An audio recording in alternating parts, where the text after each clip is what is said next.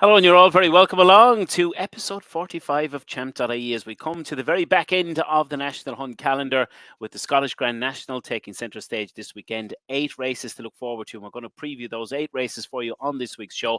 And of course, we are brought to you in association with Gorham Park Racecourse, Boyle Sports, our betting partner, Syndicate Racing, and KCLR 96 FM. Barry Doyle, as always, has all the cards studied and all of the rest. Barry, Scottish Grand National weekend, and the GA hurling and football championships are very much on in Ireland at the moment. Big games this weekend in that, but there's a big brigade leaving from County Carlow across the Irish Sea, which is going to be massive because Willie Mullins is charging for that championship in the UK, which is quite incredible.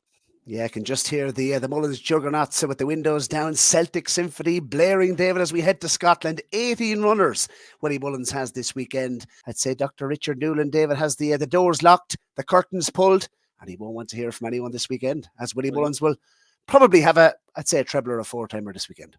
Yes, absolutely. I hope you don't ever need the good doctor for anything other than just talking about horses with him. But nonetheless, let's move on. Right, tell us about our competition this week, because we've got a fantastic prize to give away once again, and very easy to get involved.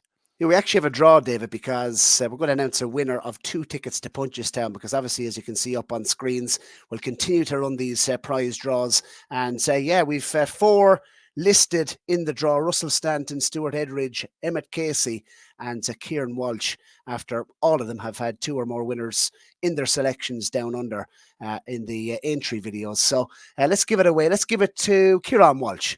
We'll give him 2 tickets to Punchestown. We'll be doing daily videos, of course, for Punchestown, similar to this video, with selections each day of the Punchestown Festival. Cannot wait for it. And once again, congratulations to Kieran Walsh. If you want to be in with a chance in our next prize draw, down below your selections, all 8 races we're going to look ahead to on Scottish Grand National Day. So put in your selections for Ayr on Saturday down below, and all you have to do to qualify for our next prize draw, David, is of course have 2 winners or more this weekend. And you'd imagine Willie Mullins will be to the fore of people's minds, David.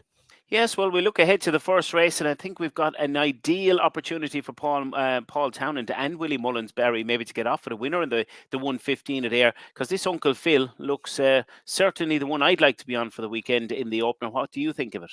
6 runners, he's 4-1 for me at that price, David. He's the bet of Saturday up at Ayr. I think he's an outstanding chance. I want to be against the favourite, Sandbrew.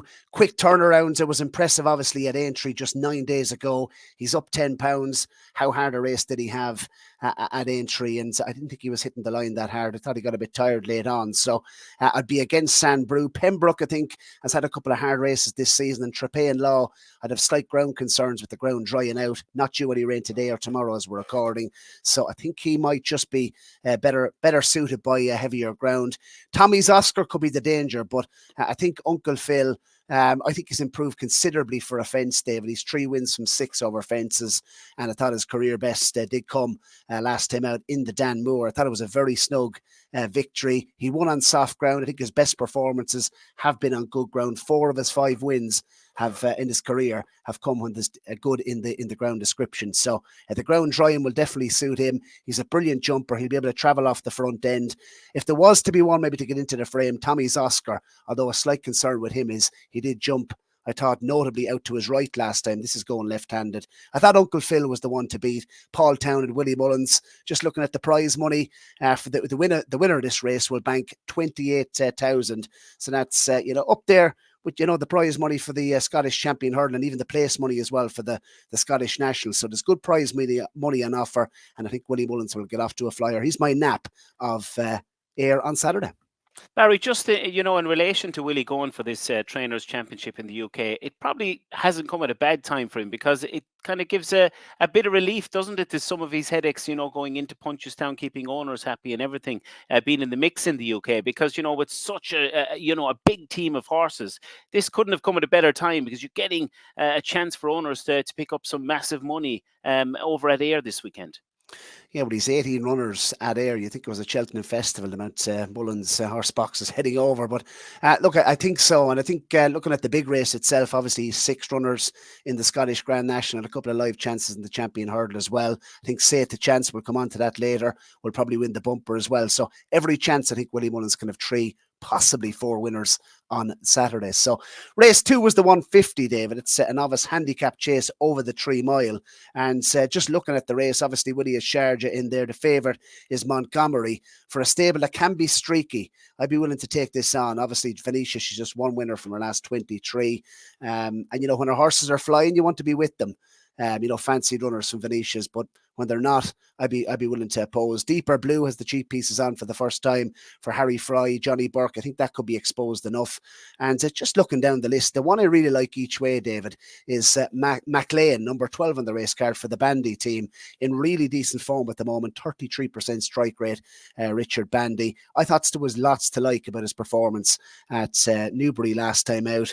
Never touched a twig with his jumping. He seemed to appreciate the step up and trip, and I'd say there could be a lot more to come from him. So MacLean is the one in the Cider Silks, number 12 on the race card, on its 5th start over fences off 124. I thought certainly could be competitive, and he's been well backed as well. So 10-1, I thought that was a good each way bet for race 2, David. Yeah, well, one of the big races of the day is the Scottish Champion Hurdle. It's a 225, Barry, Grade 2. Plenty of Mullins representation here in this race with Westport Cove, Bialystock in there, as well as Alvini, and one of 3 runners in the race. What's your take on it?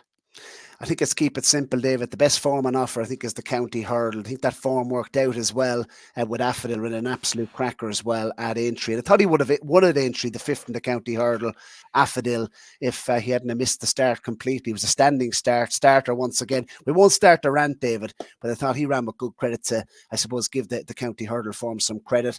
Lou de Sud is the one I like. He's obviously the favourite for the Skelton team. I think they can land. They're going to need this, aren't they? 56,000 to the winner. Lou de Suddy's 3-1. I think keep it simple.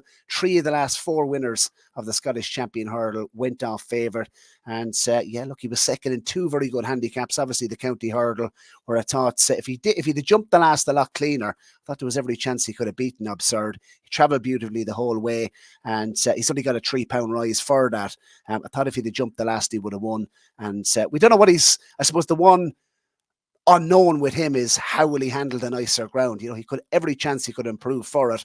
Most of his form is on softer ground, but he hasn't raced on, you know, good to soft ground in his career to date with the Skelton team. So I think there's every chance he could possibly improve as well. So 3-1, Lou de Sud. I think he might just get his day in the Scottish Champion Hurdle. Race 3 on the card at Ayr on Saturday.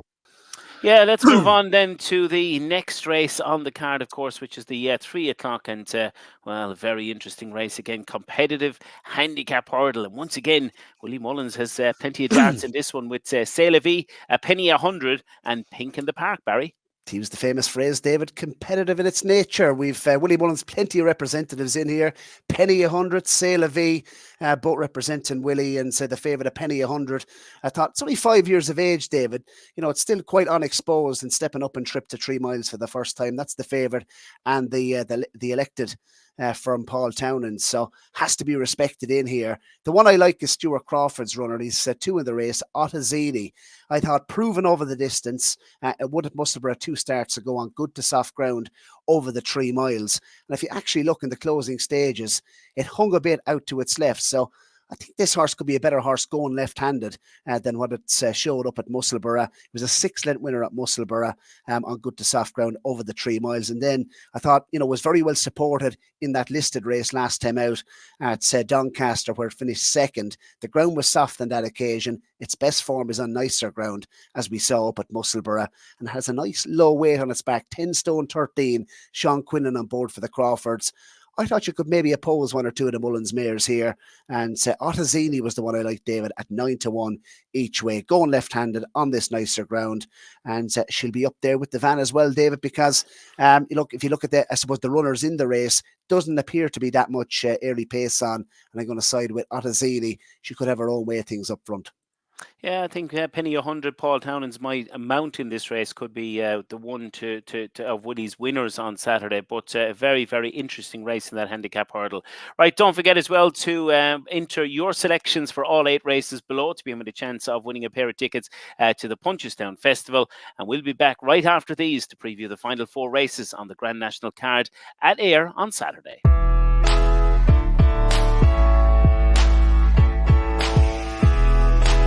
Granchy and Patrick Mullins. McGree had justified favouritism, but sharp object out in front was ready for John McConnell and Alex Harvey.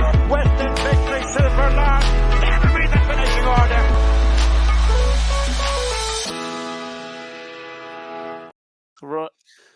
Yes, and just to mention, David, for €50 off offer, thanks to Syndicates.racing, €50 off your first share if you want to get involved in the syndicate. And a fantastic catalogue as well to go to war with, David, not just for the jump season, but the flat season as well, as we're really getting into the thick of the action. And we hope to have Jack Cantillon on next week, building up, obviously, to the action next weekend, or else ahead of the Punchestown Festival. We'll confirm that, but Jack Cantillon will be on with us to go through his, I suppose, his string for the summer period. But, you know, if you want to get involved, plenty of opportunities on the website. Jack did mention Cabaret Queen, or Cabaret Princess, should I say. Not Cabaret Queen. She was a great winner for the syndicate, of course, the Munster National all those years ago. But yeah, if you want to get to the big days, David, for affordable prices, Champ into the checkout bar to apply the discount, €50 off your first share today. And don't forget as well, of course, Goran Park, the Goran Classic. What a weekend to look forward to on the June bank holiday. On the Monday, we have that £200,000 race, or euros, should I say, at Goran Park. And it's certainly a race to look forward to. And I can't wait for that Goran Classic on the June bank holiday, David. So tickets, head to GoranPark.ie to get them. And good to see them back racing there again next week with a 2-day meeting after such a horrible run with the ground at Goran Park. But that's all back next week. Right, let's move on, because 4 more races for us to preview on this week's Champ.ie show. And the big one, the 335 with £112,540 in prize money. Is this Grand National coming back to Carlow, Barry? 6 runners in the race, David. I think Willie Mullins will still win the championship even if he doesn't take this race. And I'm going to side against him for betting purposes in here. I liked McDermott earlier on in the week, just looking at the ground conditions and the fact that it is drying out. Willie Mullins' comments after Fairyhouse was, you know, that he got his ground. It was really testing ground. And obviously he's a stout stayer. But I just wonder, David, Paul Townend is elected for Spanish Harlem. I think he can be a weak finisher in his races. McDermott, obviously, Danny's on board once again. He has a low weight on his back. I'd be very interested in next year in McDermott, you know, on soft ground, up beyond 3 miles. I think, you know, he's a stout stayer. I think he's a nice horse, all right. But at 13-2, I think I might just leave him, should I say. Jitmaker for the Snowden team. I think you massively have to respect this runner. Obviously, the Kim Muir form, David, isn't half working out bad, is it? With the winner going on to win a Grade 1 at the Aintree Festival. And I think Jitmaker as well with the drying ground, that's going to suit him. He's a stout stayer and an absolute cracker to finish second, to I know the way you're thinking, in the Kim Muir. You have to respect him. And Antlers Crag, what improvement has Brian Ellison got out of this runner? Of course, won four chases on the bounce now since changing stable from David Pipe. And, you know, I don't think the ground is going to be an issue for him, Antlers Crag, and he'd have to be respected as well. But the one I like in here is priced up at 12-1. It was bigger prices earlier on in the week, David. It's Inishore for the Cinder Russell. Won the race, of course, back to 3 seasons ago with Mighty Thunder, and has come the exact same route with this horse off the back of that victory in the, of course, Edinburgh National. And so that was the tried and tested route for Mighty Thunder. I wonder, could it be the same for Inishore? Number 17 on the race card, 10 stone 3, Derek Fox on board. It'll be up there, I suppose, with the pace in the race. And I thought that was a very interesting change of tactics last time, David. And the visor went on for the first time and absolutely bolted up by 20 odd lengths. You know, one doing handstands really, and so obviously has got up in the weights, but it gets it into a race like this off 10 stone 3. The ground is going to be perfect for Inishore. And what I like as well is its experience, even though it's still a novice. It looks laid out for the race after 5 chase starts in big field handicaps. Well, 3 of those 5 were in big fields, so it has that nice little bit of experience that you need. It'll love the ground, and I think at 12-1, it's a cracking each way bet in the Scottish Grand National. I think it ticks lots of the boxes. Yes, it certainly does, and it's very, very open. And as you've mentioned, with the ground changing for McDermott and Paul Townend taking the ride now in Spanish Harlem, that really shakes the betting up at the top of the market. And what about Mr. Incredible, of course, who unseated at the first at Aintree, who was pretty well touted as well for that race? Could he have a squeak under Patrick Mullins this weekend? It's a bit of it's plan B, really, isn't it, David? Obviously, he went for Aintree last week. That you don't know what that's going to take out of a horse. He's a quirky old sort. There's every chance he could still be well handicapped. But for me, I think the best of Willie's runners here might just be number, as we said, 11 on the card, McDermott. But I just wonder, could he be next year's horse? Right, let's move on then, Barry. Handicap hurdle at 4:10. What do we like here? This looks a very, very good race, and some horses coming in here. I thought Major Fortune for the Skeltons. This could be a winner for them. Has been in tremendous form, winning 5 on the bounce, and plenty in here with big, big chances in this one. What way will you play on this one? You will 10,000 to the winner here, so I think Close Sutton will keep the scoreboard ticking here. And I'm quite keen on Chosen Witness. If you look back through its form, Chosen Witness, obviously this is just its second run in a handicap, but it looks to me like spring handicaps have been the plan all season. If you look at, its last 2 runs, it seems to have caught a little bit of form. The 5th of March, it won on heavy ground, of course, at Thurles. It won its maiden on its 4th start over hurdles, and then ran a cracker, I thought, at Cork on soft to heavy ground when last seen. But look back through its form. Last year was only beaten 8 lengths at the Punchestown Festival when finishing 4th to Ballyburn. I think that looks really good form now. And that was obviously on the best the best ground that this horse has ever run on was at Punchestown that day, where it finished 8 lengths behind Ballyburn, and jumps well. I think it's interesting. The hood and the tongue strap go on for the first time, and it's stepping up and trip the 3 miles. I could see this really being a plunge on Saturday, and it's 15-2. Chosen Witness, I think, could be anything stepping up and trip. Masaccio, obviously, has been very well supported for Alan King, owned by the McNeils. I think that'll attract a lot of betting support. But for me, I just wonder, is he a little bit soft? He won a very soft race last time out. He's had a couple of opportunities. I could see that being a bit of a plunge as well, Masaccio, but I'd be willing to take him on with the Willie Mullins runner, Chosen Witness, Paul Townend on board, and that could give him 2 winners on the day. Yes, cracking race to look forward to. The 4:45 then, we've got a novices hurdle to look forward to, and quite a Bourbon for Willie Mullins is in here again, and this is probably... Is this going to be his probably nap? I thought this was the nap pick of the day. This is my bet of the day, quite the Bourbon in the Jigginstown Silks on Saturday. I think this should be pretty straightforward for Willie's charge here.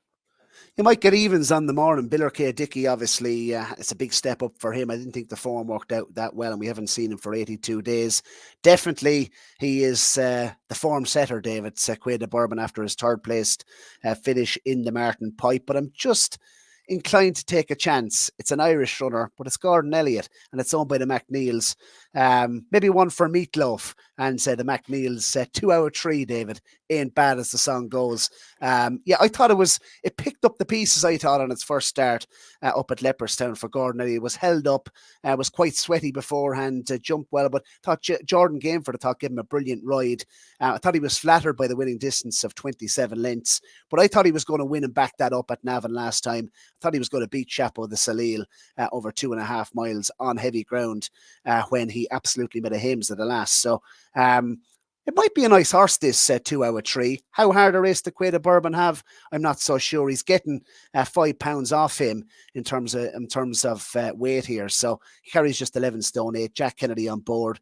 Maybe one for the McNeils here. Mightn't be as plain sailing as Willie Mullins in this race. But look, it wouldn't surprise me if Quaid Bourbon won. He'd be the pick of the 2 Mullins runners for me. But 2 out of 3 might give Gordon a winner on air on Scottish Grand National Day up at Ayr. Finish off with the bumper, Barry, and as always, Willie Mullins to the top of the market with the chance here. Patrick Mullins on board this one. Gordon Elliott also represented with Jazz the Cot, and we've got some very, very interesting runners in this final race. But it looks as if Patrick and Willie Mullins should be hard to beat in the final race at Ayr on Saturday. Yeah, the market guy might give you some clues as regards the betting without market, but I don't think this 13 to 8 is going to last whatsoever. And if you're looking for a short one on the day, David, I thought AntePost was definitely the one. Patrick Mullins and Willie Mullins again to keep the old scoreboard ticking over. 8,000 set to the winner here, and AntePost. Look at its form, second to William Money up at Navan, made all on that occasion. I thought just got mugged late home on soft ground up at Navan, and I think this could be a classy enough horse, David. William Money, I think itself would go to Punchestown. I think that's what Barry Connell had said, and he could be a real talent for next year for novice hurdles. So through those form lines, he's down in class majorly here, AntePost. I think he'll set the standard. He won his point to point on nice ground as well. I think it's worth mentioning. He's not an overly big horse, and I think the nice ground might suit him. Point to point winner, as I mentioned, and I think it's a big step down in class. So Willie Mullins in the bumper, Patrick Mullins on board. No surprises there, David. No surprises there, and that's where we have come to the end of Champ.ie this week. Looking forward to Punchestown, Barry, of course, just around the corner as well, and we will be building up to that. And don't forget as well to have your entries, put them in below for the 8 races at Ayr this weekend on Saturday, and to be able a chance of winning some tickets to the Punchestown Festival. As always, Barry, a pleasure, and to you, our listeners, thanks for listening. To our sponsors, KCLR, Gorham Park, Boyle Sports, our betting partner, and to Syndicate Racing. From Barry and I, it's bye-bye for another week.